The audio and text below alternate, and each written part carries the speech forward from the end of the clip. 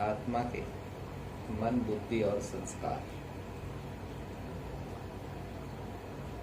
ये आत्मा की प्रॉपर्टी है, ज्योति बिंदु की प्रॉपर्टी है। और सारे कल्प में इन तीनों से ही आत्मा वो सब कुछ पाती है जो वो चाहती है।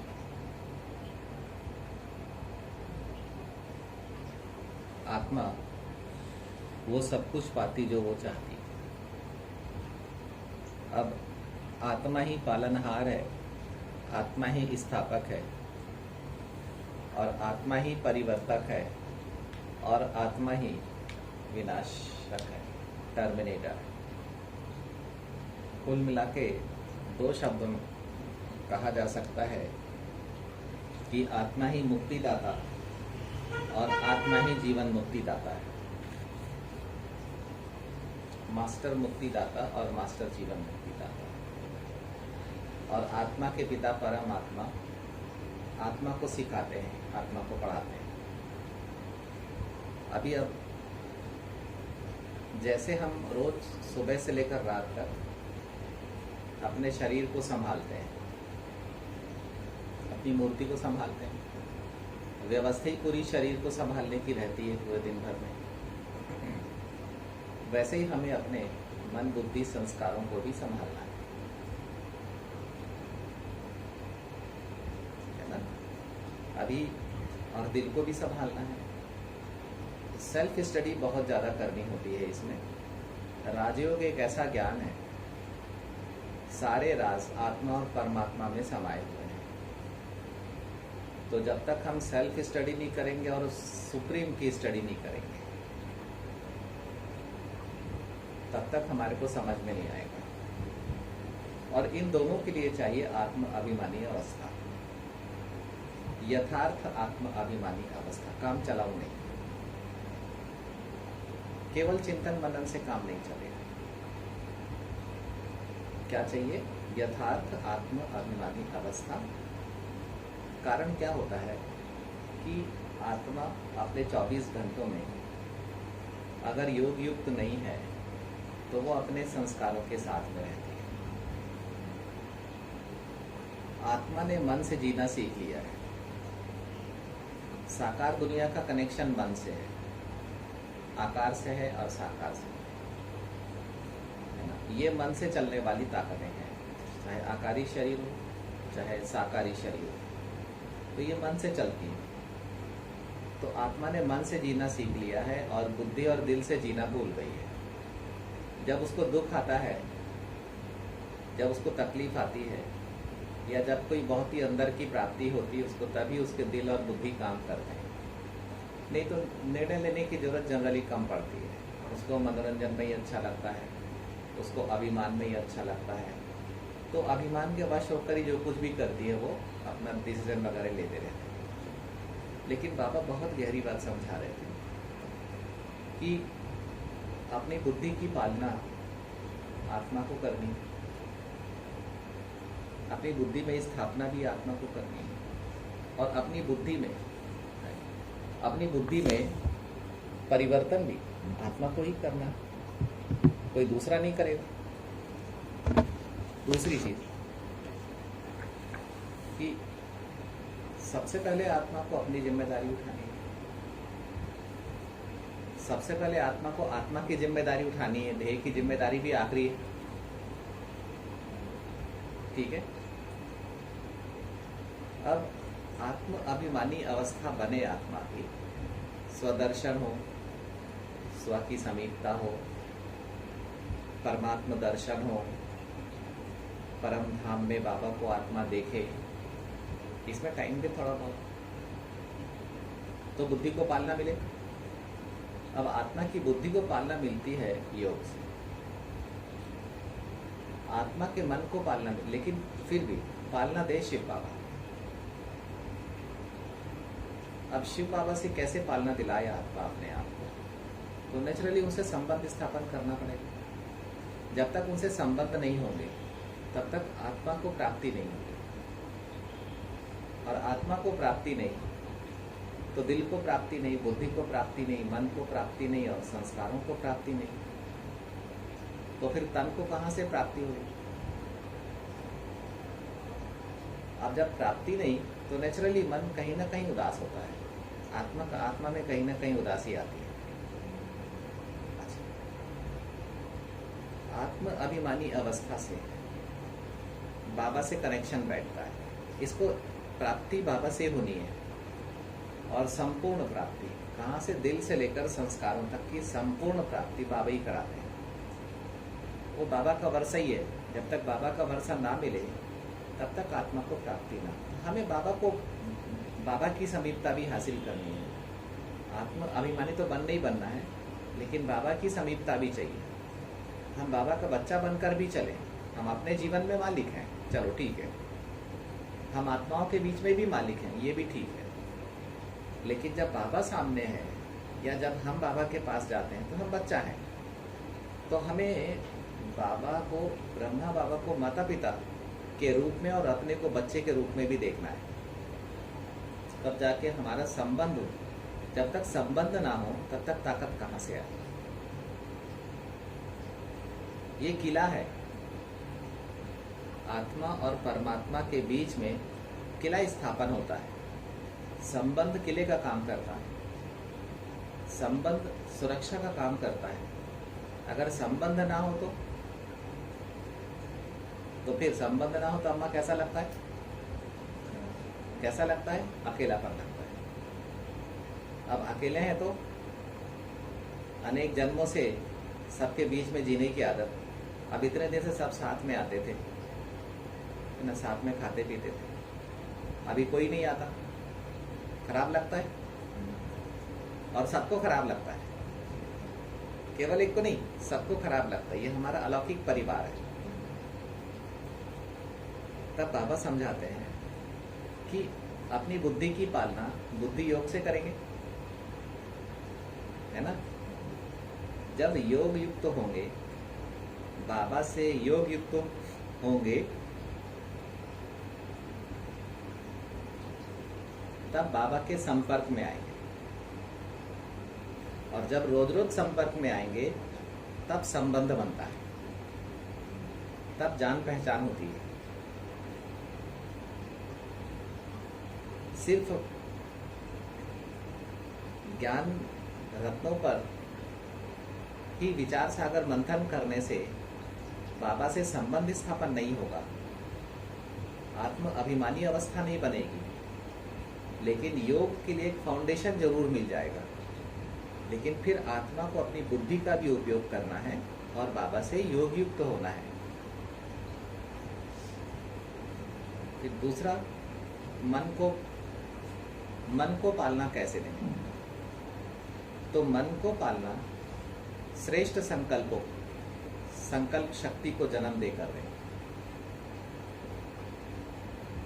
मन में या तो व्यर्थ विचार पैदा होते हैं, मन में या तो नेगेटिव विचार पैदा होते हैं, मन में या तो साधारण विचार पैदा होते हैं, या आत्मा अपने मन को अनुभव कर रही है तो विचारों के थ्रू ही अनुभव करेगी। अगर मैं मन प्रधान आत्मा हूँ और अगर मुझे अच्छा नहीं लग रहा है, कल भी हमारी अम्मा की बात हो रही थी, तो इसका मतलब है कि मुझे अपने विचार अच्छे नहीं लग रहे। बड़ा अच्छा लगा, एक छोटी सी एग्जांपल दे देते हैं कि घर में कुछ रिश्ते आए थे, बच्चों को वो रिश्ते अच्छे लगे, हमें अच्छे नहीं लगे। तो हमने फिर आत्मचिंतन किया कि ऐसा क्यों हुआ कि वही चीज़ दूसरों को अच्छी लग रही है, हमारे ही बच्चों को अच्छी लग रही है, लेकिन हमें अच्छी नहीं लग रही है। तो हमने जब चेक किया तो हमको पता चला कि उस रिश्ते को देखकर हमारे जो विचार पैदा हुए थे वो अच्छे नहीं थे। इसका मतलब था कि हमारे सोच की दिशा गलत थी। इसका मतलब था कि हमने गलत सोचा। तो जब हमने अच्छा नहीं सोचा तो हमें अच्छा नहीं लगेगा।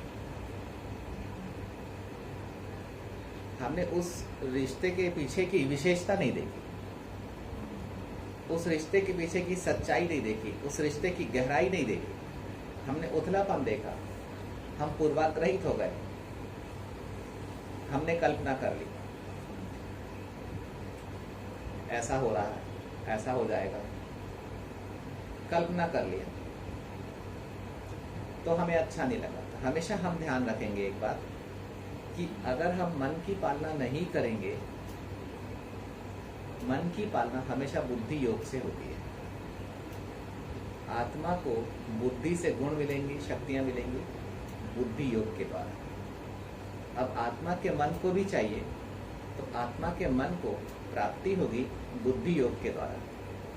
जब बुद्धि योग के द्वारा आत्मा को गुणों और शक्तियों की प्राप्ति होगी, तो मन को संकल्प शक्ति की प्राप्ति होगी।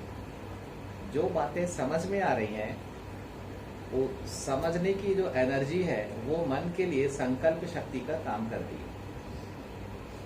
और समझने के बाद समझने की जरूरत मन को होती है।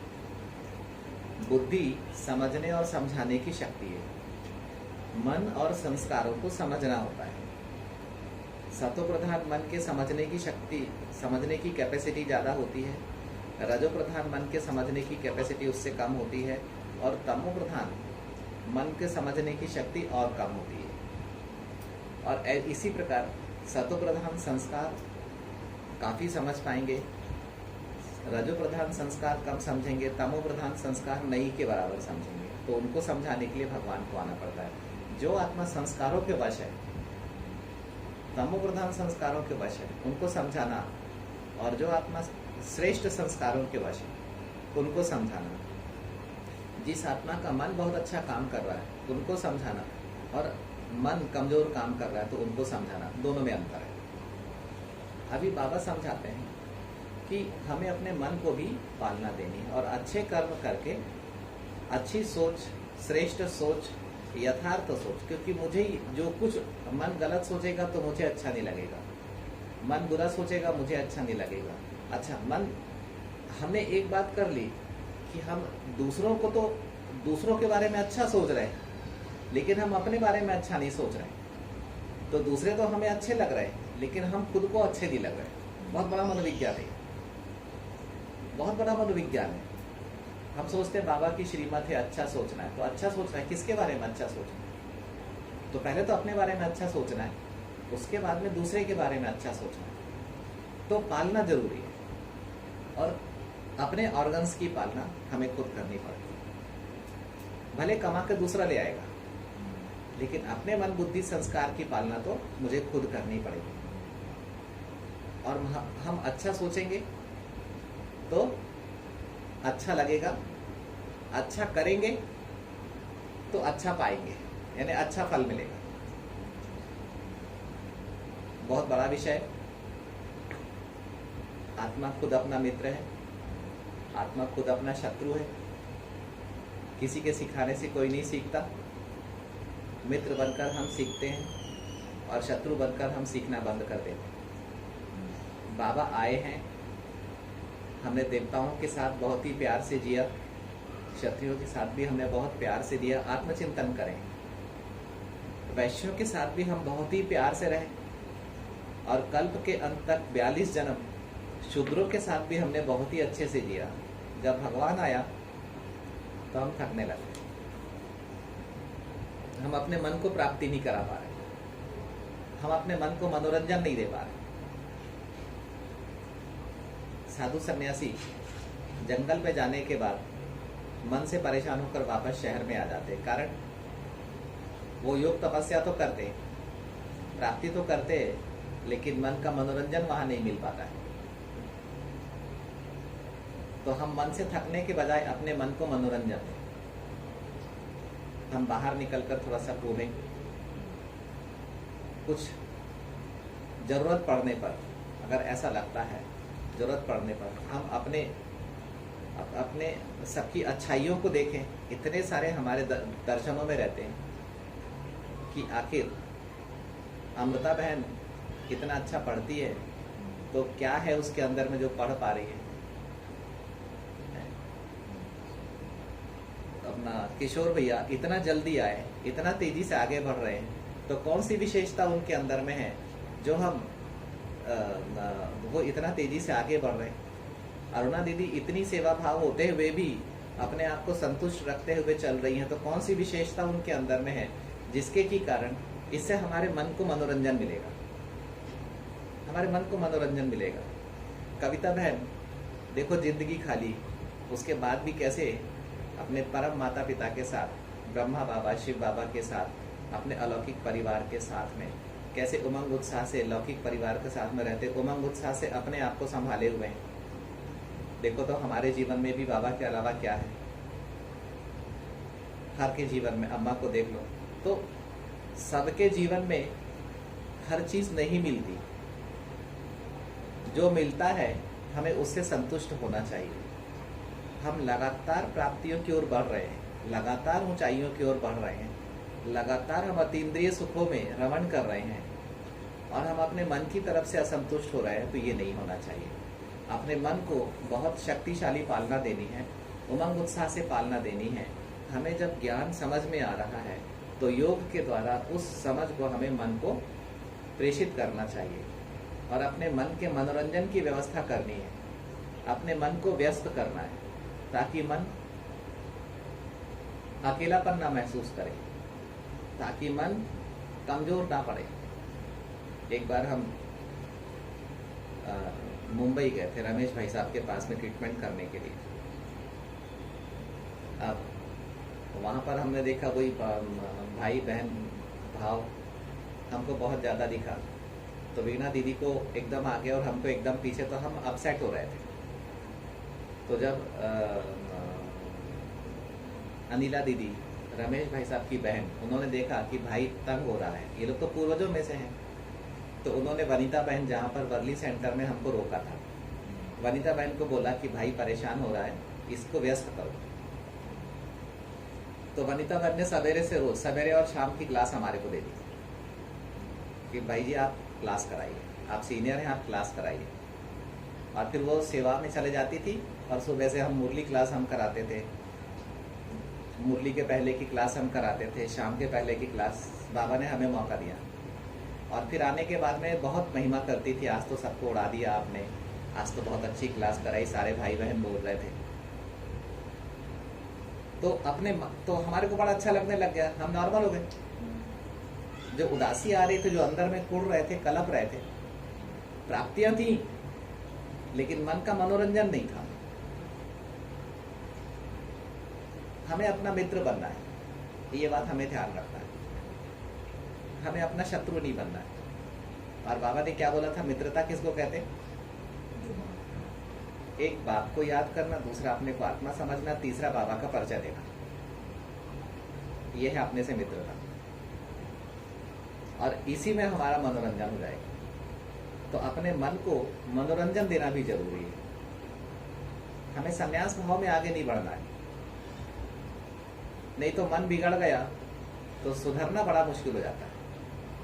हमें अपने पर रहम भी करना चाहिए, दूसरे पर रहम करना तो आता है, और हम अपने साथ साथ पूरे अपने कुल को ले डूबते हैं। हम ब्राह्मण वर्ण रूपी जो किला है उसकी दीवार को कमजोर कर देते हैं। एक कमजोर हुआ सब कमजोर हो जाते हैं। इसीलिए हमें ताजधारी बनना है और ये संकल्प करना है कि मुझे अपने ना तो मन को कमजोर होने देना है, ना बुद्धि को कमजोर होने देना है, ना ही दिल को कमजोर होने देना है, और ना ही अपने 84 जन्मों के संस्कारों में से एक जन्म के संस्कार को भी कमजोर होने देना है। क्योंकि जिस जन्म का संस्कार कमजोर हो गया तो उस जन्म में अकाल मृत्यु होगी। बड़ी गहरी समझने की बातें हैं। राजयोग एक बहुत बहुत गहरा योग है। गीता ज्ञान,